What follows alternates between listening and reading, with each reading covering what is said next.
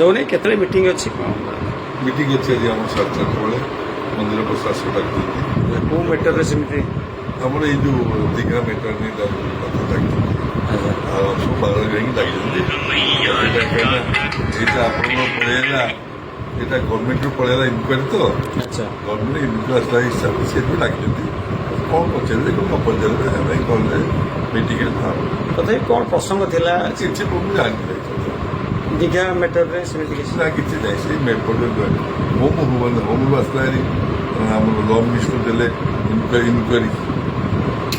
ଦେଲେ ସେଟା ଗୋଟେ ମିଟିଂ ଏମର୍ଜେନ୍ସି ମୁଣ୍ଡ ଉପରେ ରଥଯାତ୍ରା ଏମର୍ଜେନ୍ସି ମିଟିଂ ଡାକିଲେ।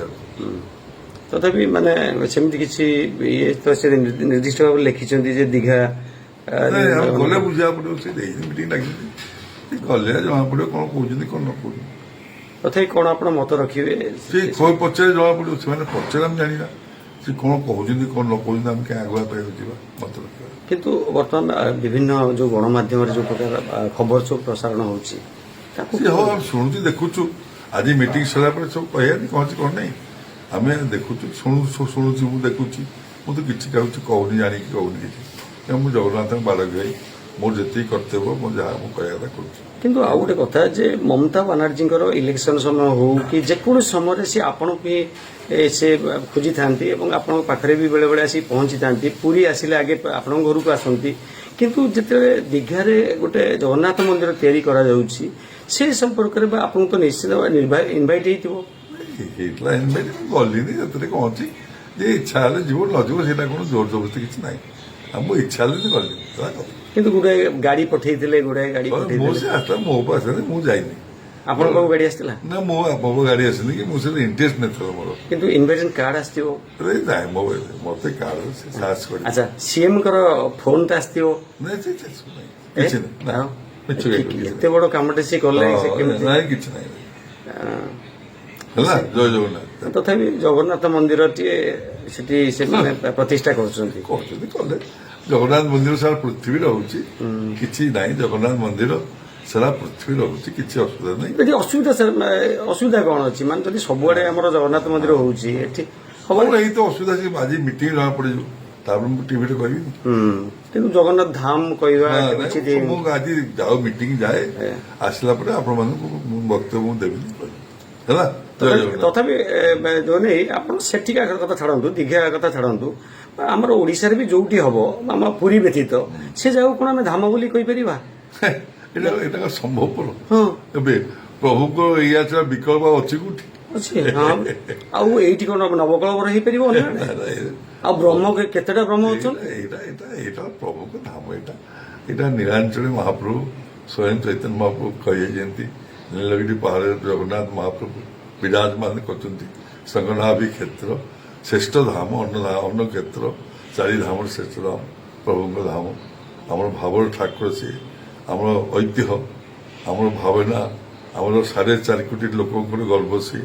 ତାଙ୍କ ଛଡ଼ା ଏମିତି ଠାକୁର କୋଉଠି ଅଛନ୍ତି? କୋଉଠି ନାହାନ୍ତି, ସାରା ବିଶ୍ୱରେ କୋଉଠି ନାହାନ୍ତି। ଆମର ସମସ୍ତଙ୍କର ସାରା 4.5 କୋଟି ଲୋକଙ୍କର ଗର୍ବ ସିଏ। ତାଙ୍କ ଛଡ଼ା ଆମେ ବଞ୍ଚିପାରିବେନି। କେବଳ ଶ୍ରୀମନ୍ଦିର ବ୍ୟତୀତ ଆଉ କୌଣସି ଜାଗାରେ ବ୍ରହ୍ମ ସଂସ୍ଥାପନର ସଂସ୍କୃତି ଅଛି? ସାରା ପୃଥିବୀରେ ନାହିଁ। ପୃଥିବୀରେ ପ୍ରଭୁଙ୍କ ପ୍ରଭୁ ଆମର ପ୍ରଭୁ ଆସି ଜିନିଷ ବ୍ରହ୍ମ।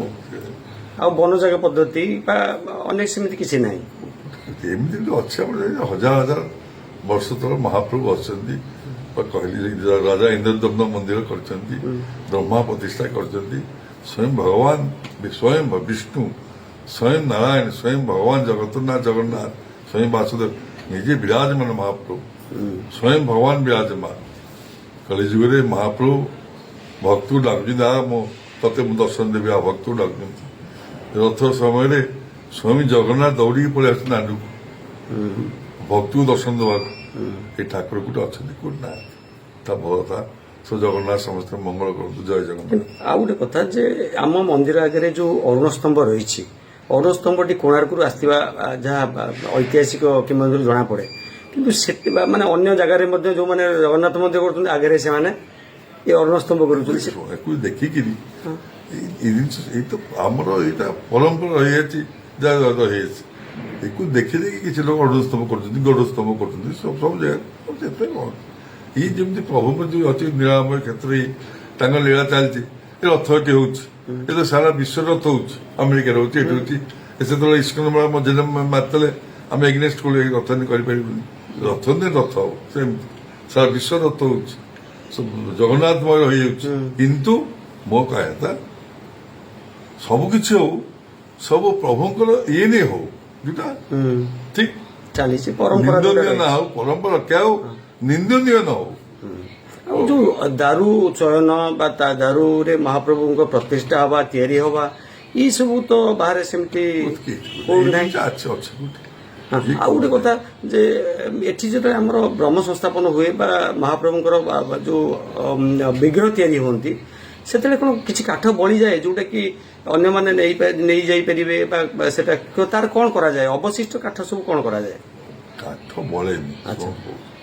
କାଠ ଟୁକୁଡ଼ା ଟୁକୁଡ଼ା ସବୁ ବଳେ ତାକୁ ସବୁ ରଖାଯାଏ କି ସୁବିଧା ଅସୁବିଧା ହେଲେ ଠାକୁରଙ୍କ କାମରେ ଲାଗିବେ ଭଲ ମନ୍ଦ ହେଇପାରେ ଠାକୁର ଛୁଆ ଟୁକୁଡ଼ା ଟୁକୁଡ଼ା ସେଇଆକୁ ଥାଏ ପ୍ରଭୁ ହେଇଯାଆନ୍ତି ନିର୍ମାଣ ପ୍ରଭୁ ହେଇଯାଆନ୍ତି କିନ୍ତୁ ଅତି ଯୋଉ ମୋଟାର ଯୋଉ ମୋଟେଇଟା ଠିକ ଥିବା ଯୋଉଟାରେ କି ମହାପ୍ରଭୁ ପ୍ରସ୍ତୁତ ହେଇପାରିବେ ନିର୍ମାଣ ହେଇପାରିବେ ସେଇଭଳି କାଠ ନାଇଁ ଆ- ସେ ଜିନିଷ ଆସିଲା ଗୋଟେ ଆଉ ଏଠୁ କେମିତି ନେଇକି ଯାଇଛନ୍ତି ବୋଲି ମୁଁ ଜାଣିନି ଭାଇ ସେ କଣ ନେଇଛି କି କଣ ନେଇଛି ଜାଣିନି ମୁଁ ଜାଣିନି ତୁ ଯେତେ ବୁଲିବୁ ମୁଁ କହିବି ତତେ ମୁଁ ଜାଣିନି